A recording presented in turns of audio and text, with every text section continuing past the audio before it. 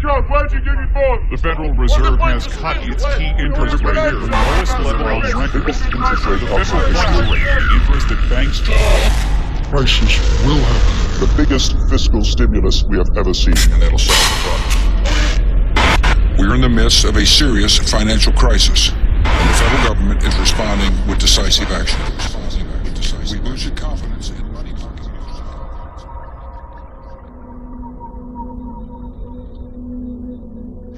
Have you taken a large home loan? Or did you put your savings in stocks, mutual funds or bonds? If not, then you can relax. But all of us who did are living on borrowed time. This is the story of the greatest financial crisis of our time, the one that is on its way.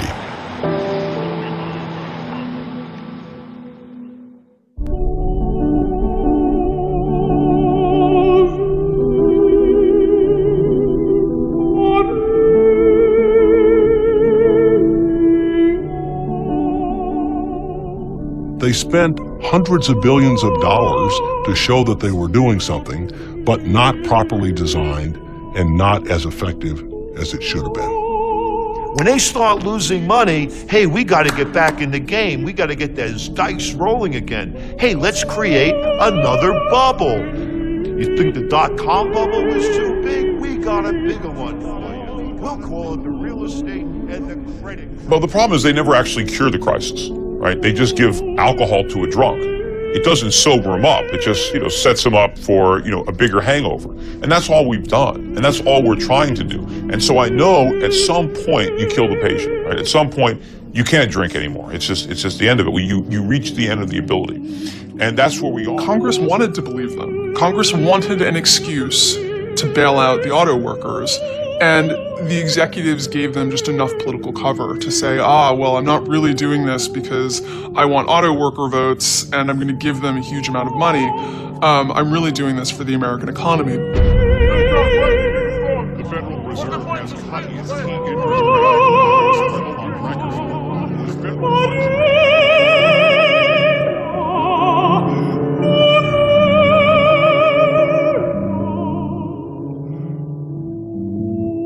So the solution is the problem. That's why we had a problem in the first place.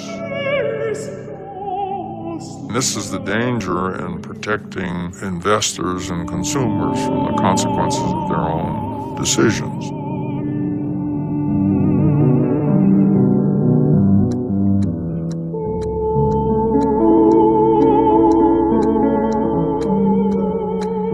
We can do it, but we need to do it soon. Because the clock is ticking and time is not working in our favor.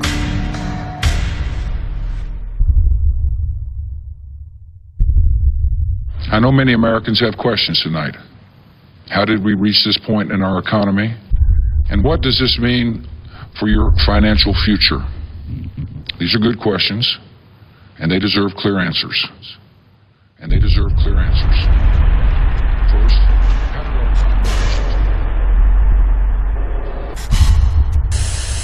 They took down the symbols, the financial symbols of America, the twin towers of the world trade. today we've had a national tragedy. 2 airplanes have crashed into the World Trade Center.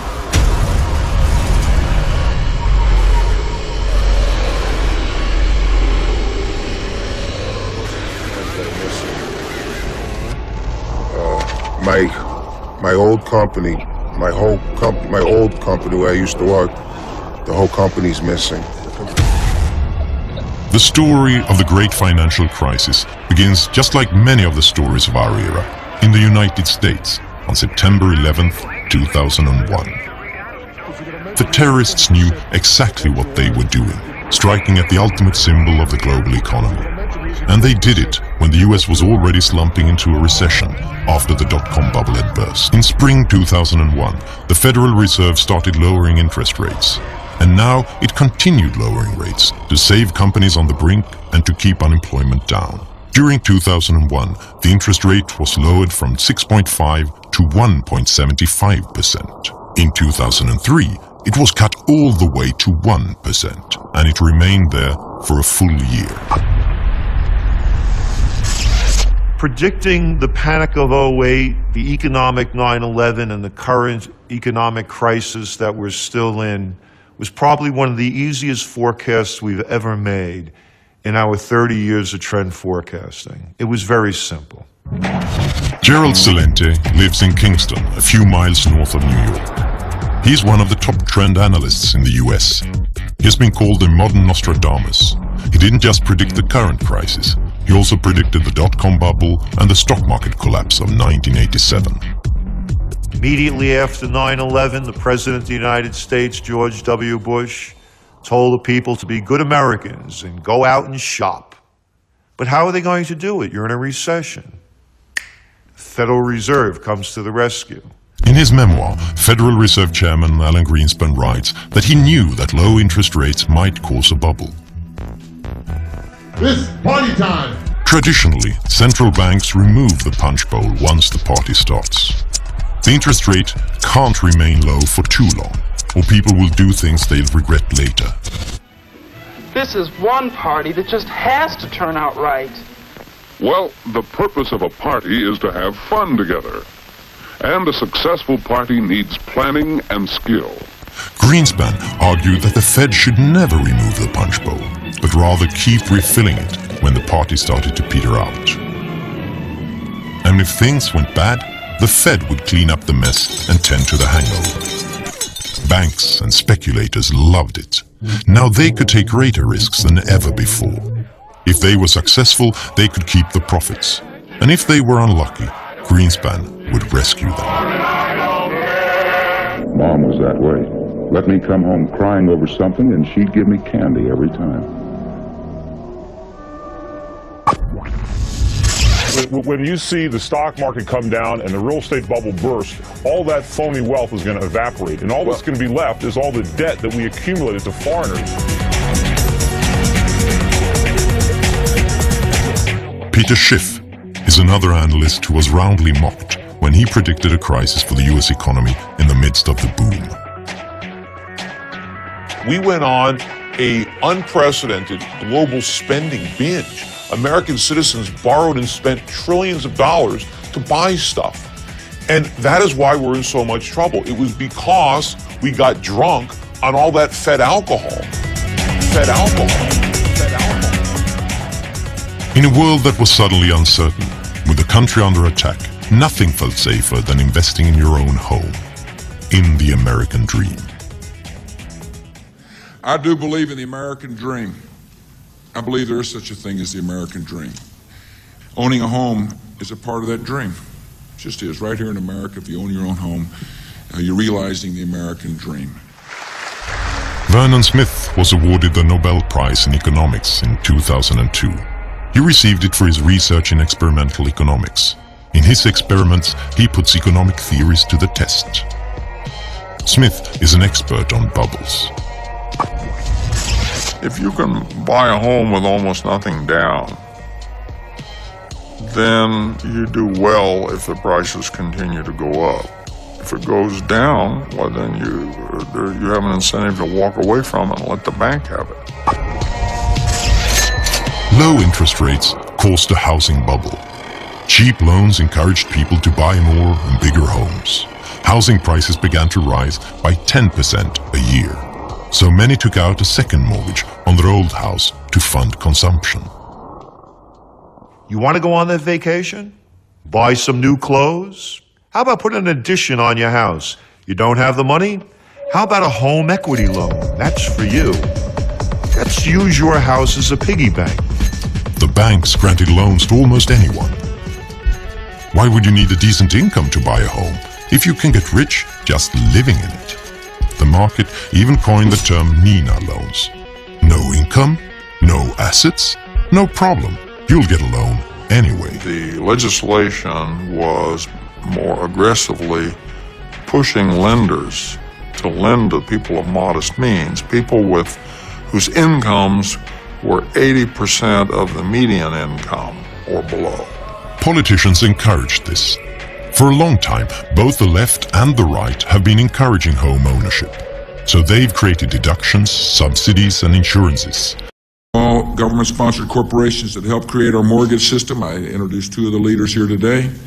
They call those people Fannie Mae and Freddie Mac, as well as the federal home loan banks, will increase their commitment to minority markets by more than $440 billion.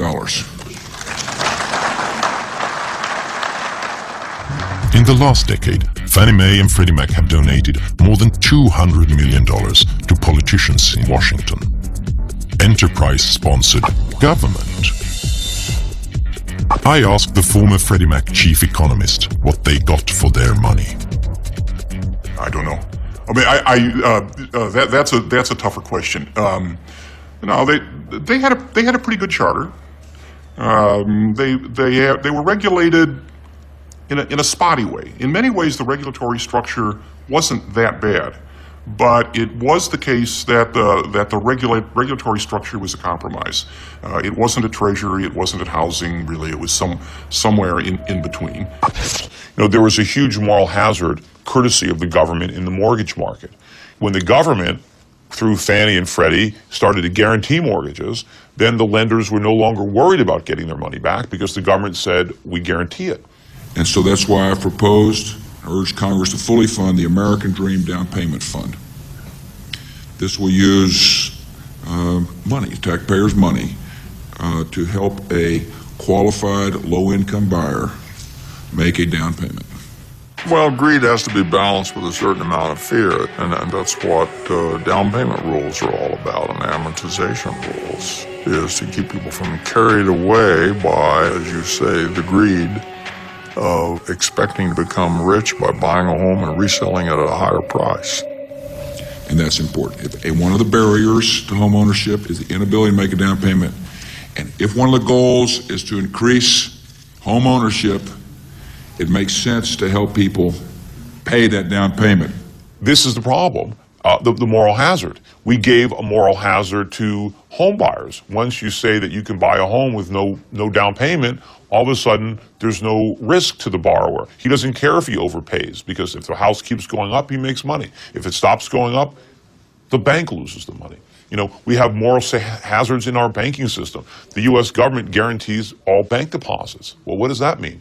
That means that depositors don't care what the banks do with their money once they deposit it, because they know the government guarantees it. And the federal government obviously has to play an important role. And we will. We will. I mean, when I lay out a goal, I mean it. Why are they doing that?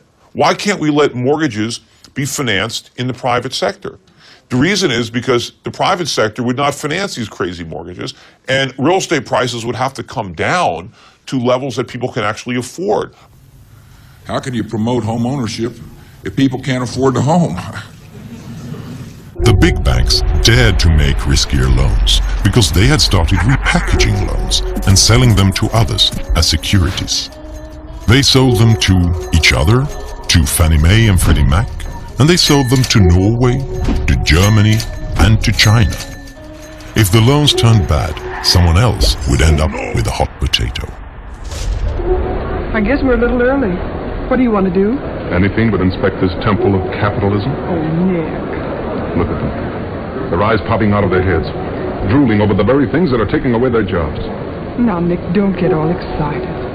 My family thinks that America is a pretty swell place, and I don't want you to disillusion them. I know. Everybody wanted to buy because the rating agencies that rate securities gave the mortgage-backed bonds their highest rating. They promised huge payoffs at near zero risk. The rating agencies thought that house prices would just keep rising.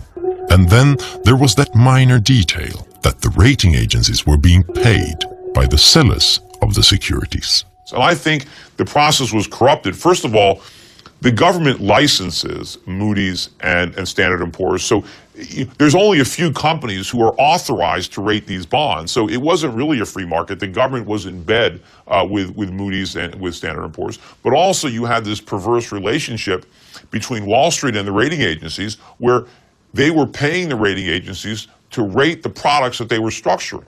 And so there was, this was an incestuous relationship where they knew if they put bad ratings on them, they wouldn't sell. And if they didn't sell, they wouldn't be making all this money constantly rating them. They were great days, but it was all based on a market on steroids. Loans were cheap enough to keep driving housing prices up. But when interest rates returned to normal levels in 2006, the spell was broken. But for one person, the future was still bright. Ben Bernanke, Alan Greenspan's successor as Federal Reserve Chairman. The dominoes started falling. Investors stopped buying mortgage-backed securities and refused to lend to those who depended on them. Investment banks like Bear Stearns and Lehman Brothers suddenly couldn't get new loans to stay in business. Fannie Mae and Freddie Mac could no longer hide the disaster.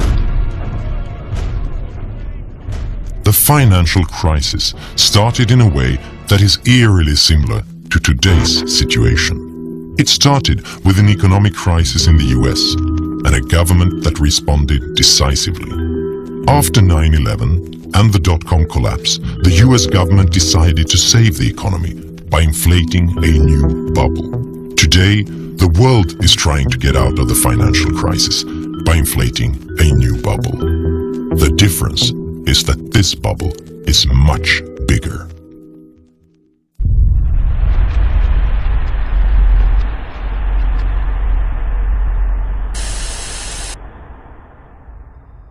After they did the dot-com bubble, and that burst, and they reinflated it with the real estate and credit crisis bubble, and then when that burst, now they've created the bubble of all bubbles. And it's not only the United States, this is a global bubble. They're all into it. It's called a bailout bubble. Hey, the economy's going down, recession's setting in, sales don't look good, exports soft, need more money? How about, we'll call it stimulus packages. And from Australia to the United States, from the UK to China, they're dumping funny money into the system to keep it going. In September of 2008, the US economy is near collapse. Fannie Mae and Freddie Mac have been taken over by the government. On September 15th, giant investment bank Lehman Brothers goes bankrupt after monumental bets on real estate. AIG, the largest insurance company in the world, collapses the next day. Fear sets in. It seems like anyone can fail. Suddenly, banks no longer dare make loans to companies or each other. Experts warn that the economy is about to collapse. In the midst of a serious financial crisis, and the federal government is responding with decisive action.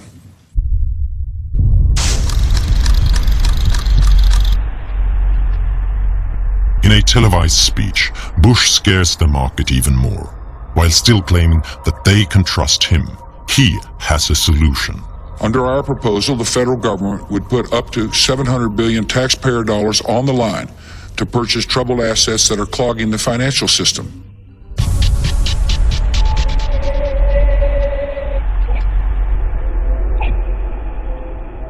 The US government wants to spend huge amount on Wall Street banks to cover their bad deals. Even banks who don't want the money will be forced to take it, so that the public won't know which banks are on the brink of collapse. All those in favor say aye. Opposed say no. The ayes have it. I want to thank the Secretary of the Treasury for working hard with the members. I thank the members for working long hours like they've been doing to come up with a solution that's bipartisan and that'll solve the problem. On October 3rd, Congress approves the biggest financial bailout in history. $700 billion. Around the world, in Germany, Italy, Canada, South Korea and Great Britain, other politicians do the same to save their banks.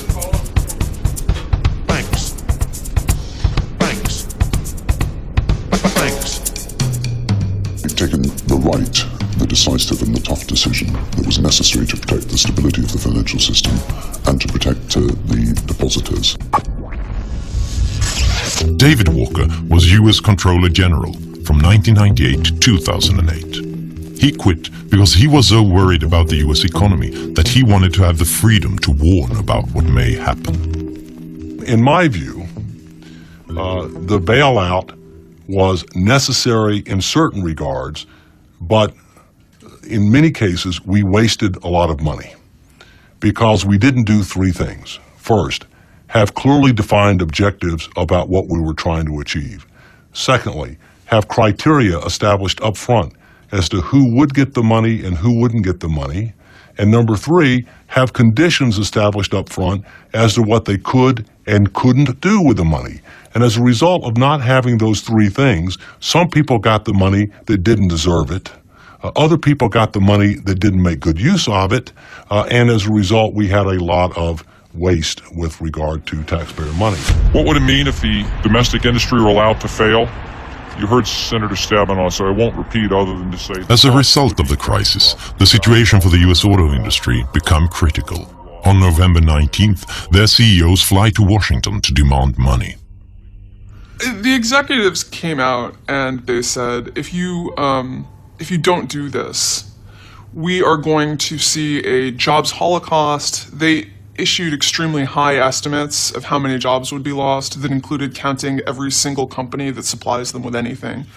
That's why this is all about a lot more than just Detroit. It's about saving the U.S. economy from a catastrophic collapse. A month later, President Bush gives billions of dollars to General Motors and Chrysler. The money comes from the bailout package that was really only designed to save the financial industry. Now some U.S. auto executives say that their companies are nearing collapse, and that the only way they can buy time to restructure is with help from the federal government. Megan McArdle is a financial analyst for The Atlantic and has written extensively about the problems of the US auto industry. Congress wanted an excuse to bail out the auto workers, and the executives gave them just enough political cover to say, well, I'm not really doing this because I want auto worker votes and I'm going to give them a huge amount of money. I'm really doing this for the American economy. But if you look at how much money we gave them, I mean, you're talking about almost $100 billion is how much we will end up spending on this. You know, even if you were saving millions of jobs, it would have been cheaper to give every single one of those people $100,000 to go out and, find a new job. The big guys on Wall Street, they can't take their losses. They're crybaby capitalists. Oh, they preach capitalism for everybody but themselves.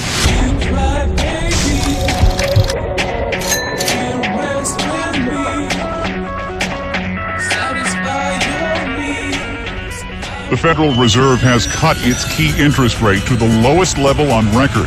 Fed Chairman Ben Bernanke and his colleagues also pledged to use all available tools to contain the widening crisis and the longest recession in a quarter century. December 16th, 2008. It is time again to pour alcohol into the punch bowl. The Federal Reserve reduces interest rates to practically zero to restore investor confidence. Other central banks do the same. Hey, have no credit? Don't worry about it. Just sign on the dotted line. The housing bubble that they inflated blew up with all the carnage and all the bankruptcies. And now what is their solution? Well, gee, let's do the same thing we did before. Instead of having interest rates at 1%, let's have them at 0.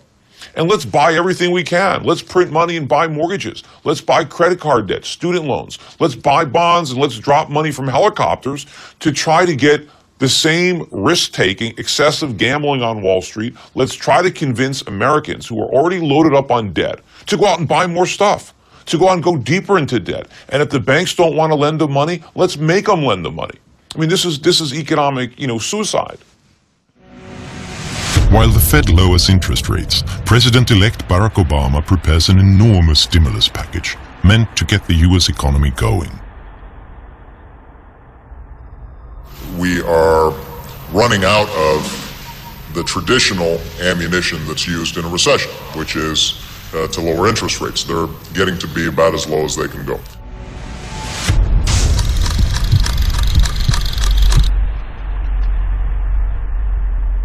The American Recovery and Reinvestment Act that I will sign today a plan that meets the principles I laid out in January, is the most sweeping economic recovery package in our history.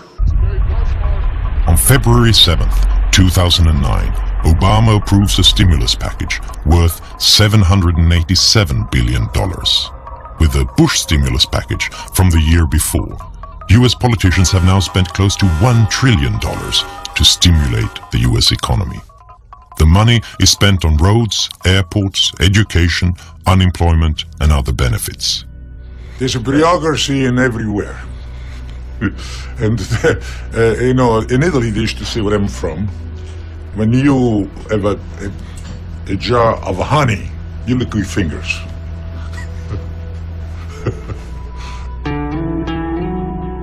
The town of Union is located a few hours from the Canadian border. This is where the computer company IBM got its start and grew to be the biggest in the world. The factories are now empty, but the town has acquired a small town rhythm. So there was surprise when $600,000 from the stimulus package arrived to combat homelessness. You know, on occasion, you know, our police officers may run across someone and they try to, you know, take the person to an area where the individual can get some shelter and get something to eat, but it's not a problem here. This is Rodeo Drive in Beverly Hills, probably the world's most famous upscale shopping district. It was here, for example, that Julia Roberts went shopping in Pretty Woman. Stimulus money has made its way here as well. These streets are to be repaved to the tune of $1 million. Sure, there are potholes in the asphalt, but is this really the economy that needs to be stimulated? We had a $787 billion stimulus bill, but only about 1/3 of it was truly stimulus. By that I mean timely, targeted, and temporary. The other 2/3 were things that people wanted to do, had been wanting to do for a long time, but they didn't want to have to pay for it. They wanted to do it as part of emergency legislation and charge it to the national credit card. The Johnstown, Pennsylvania airport has 3 scheduled flights a day. Other than that, it's quite empty. When you have the flights coming, that's when the people are here. Right. Other than that, it's empty. But one face is everywhere. Congressman John Murtha, the airport's namesake. He's been called the King of Pork and has gotten $200 million for Murtha Airport from Washington.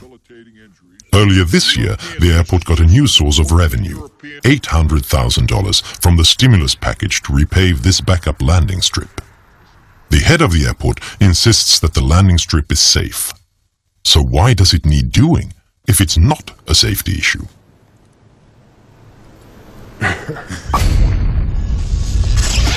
Because of the steps we take, this plant is about to shift into high gear. One of the biggest stimulus programs was aimed at the auto industry, cash for clunkers. Turn in your old car and get cash toward a new one from the government. It was so popular that its $1 billion budget ran out in a week, so more money was quickly injected. Many countries offered similar programs. Germany had the biggest one and handed out almost $7 billion to those who scrapped any car more than 9 years old while buying a new one. Our government seemed to think that German auto industry is so important, we have to support it in some ways, and therefore they created this bonus. They didn't call it a scrapping bonus because I think they knew just how ridiculous that was, so they called it an environment bonus. Karen Horn is a doctor of economics at the German Economics Institute. And of course, people took advantage of that.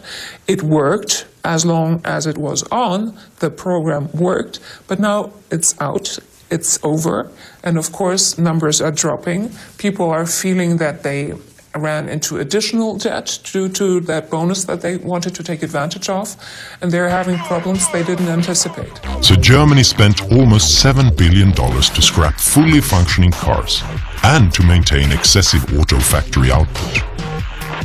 Once the program ended, the industry was right back in the doldrums. I was just very surprised that people would accept the idea so readily. That they would accept the money is something else, who wouldn't, but that they would find this a solution that they deemed viable doesn't give me a very good impression of the rationality of the voter and taxpayer, I must say. And that's where we are. I think at this point, the problem is now so big that government stimulus is not going to, buy us another 5 or 6 years of phony growth like it did last time. Because we have to accumulate so much more debt now. Because the bigger the problem gets, the more we have to stimulate to get that short-term boost. But now the bigger the bust, because now we have a bigger stimulus, to get out of the economy. About a year after the worst economic crisis in modern history, Lehman Brothers is gone. But apart from that, Wall Street looks much the same. Many banks are reporting record profits. The world's stock markets have skyrocketed. The market is finally breathing a sigh of relief. But isn't it somewhat uncomfortable? Haven't we been here before? All the measures that we have taken to save the economy, the low interest rates, the massive debt, the safety net for the financial industry, these are the very things that led us into a crisis in the first place. We've been saved from the consequences of one burst bubble by inflating 100 new ones all over the world.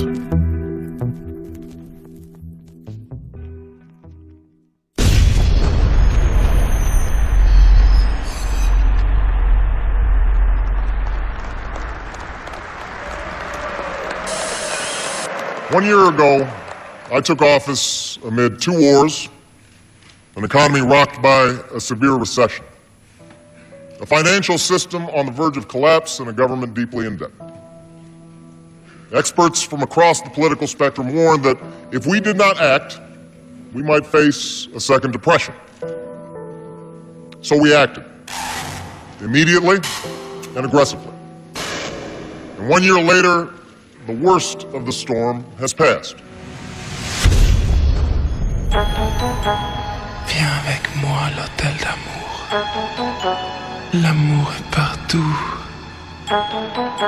L'amour est pur et libre. Réaliser tes rêves à l'hôtel d'amour.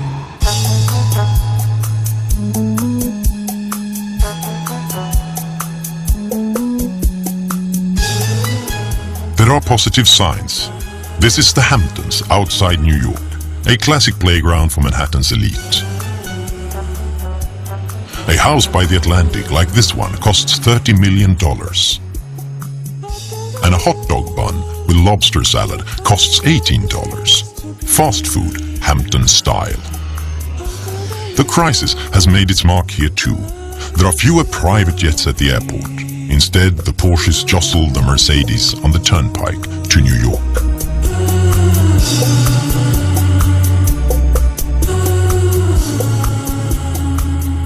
New York City, Washington, D.C., and Los Angeles, California don't represent the real world. They also don't represent the real part of America, the so-called Main Street of America. My tax money go to Beverly Hills. Well, there's a lot of money in Beverly Hills.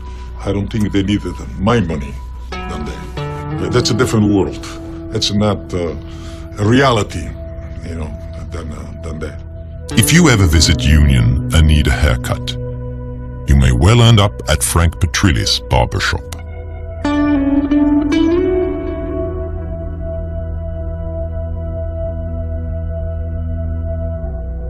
But unfortunately, a lot of people lost their homes because they lost their jobs.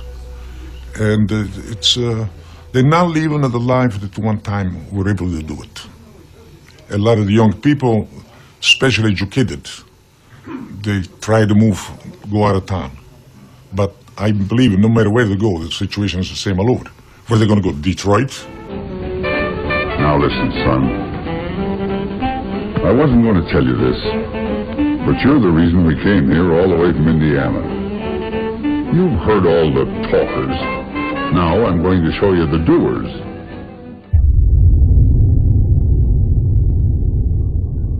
The US government has launched bailouts, stimulus packages and guarantees to the tune of $10,000 billion. Caught myself wondering for the 100th time how the hell I got here.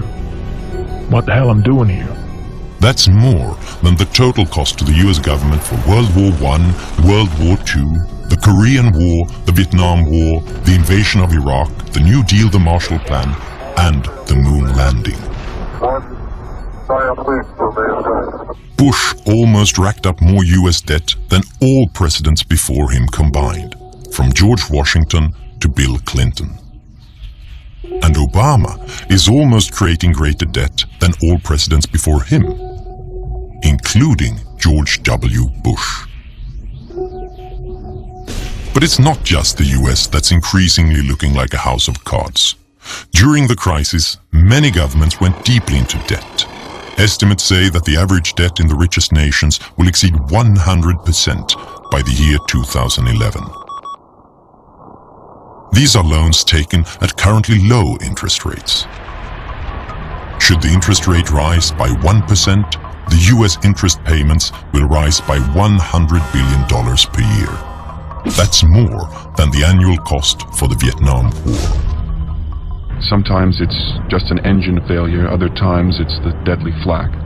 If the pilot's lucky, the flak kills him. But usually he isn't, and he burns to death as his plane spins in. It sounds absurd to even think that the United States, the world's economic superpower, might crash.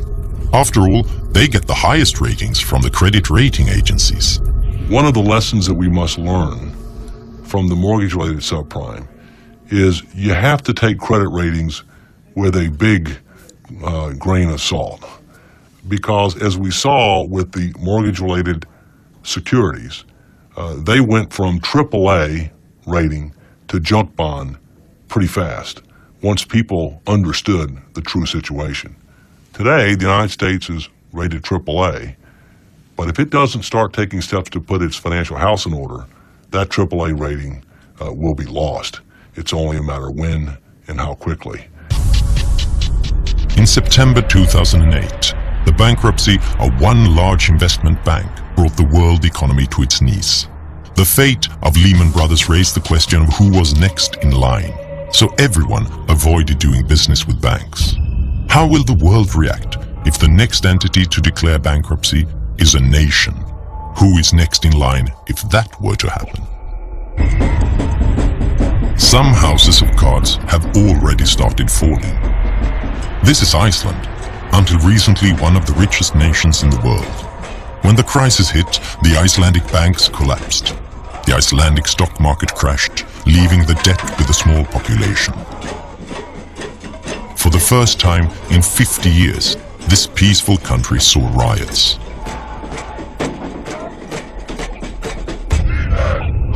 This is Greece. Here, deficits have hit a record high. The national debt is approaching 135% of GDP. The market wants higher interest rates for Greek loans, increasing the pressure on its strained economy. It seems like the Greek government needs a bailout to avoid collapse.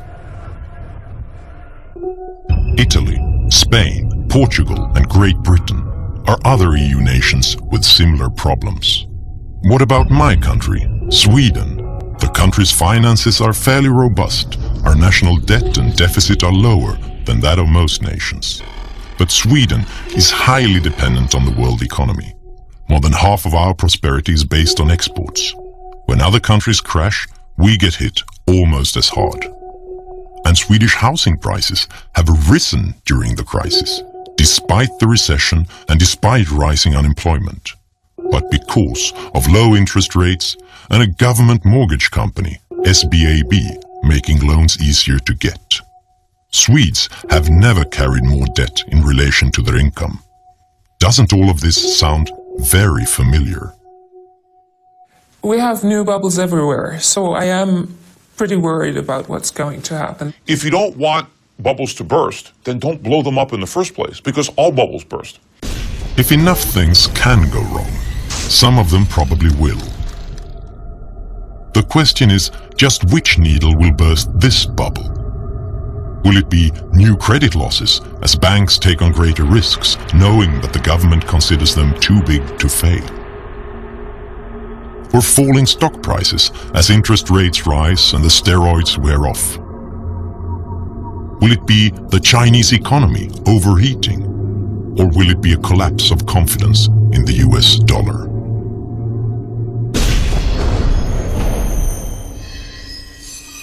If we lose the confidence of our foreign lenders, and we must not allow that to happen, but if that were to happen, then there would be a dramatic decline in the dollar, a dramatic increase in interest rates, significant fueling of inflation, a very, very deep recession and possibly depression that would be felt around the world. We must not allow that to happen. When the next bubble bursts, you cannot use the same emergency measures. You can't lower interest rates that are already at rock bottom.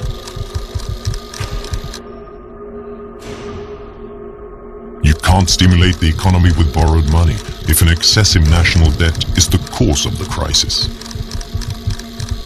The governments could save the banks, but who can save the governments? Ultimately, there is going to be a price all around the world to be paid for this. And the longer it continues, the bigger that price is going to be. You know, this really is a moral question. I mean, I can give you plenty of big and bad numbers. You know, when you talk about tens of trillions of dollars, it's just hard to imagine. But you have to put a face on it. And to me, I put my children's and my grandchildren's face on it. It's their future that we're mortgaging. When we tell people that there's going to be a bailout bubble, and they see the world equity markets up 50, 60%, they don't want to believe that it's another bubble.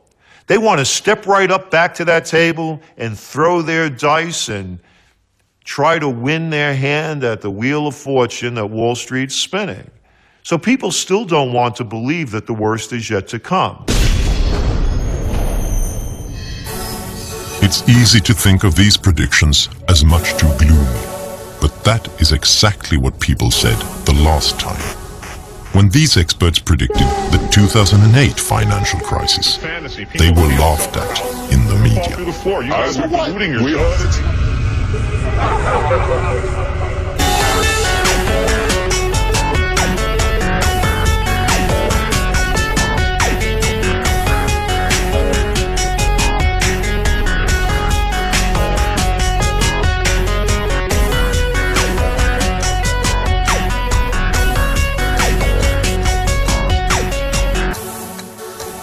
We can do it, but we need to do it soon because the clock is ticking and time is not working in our favor.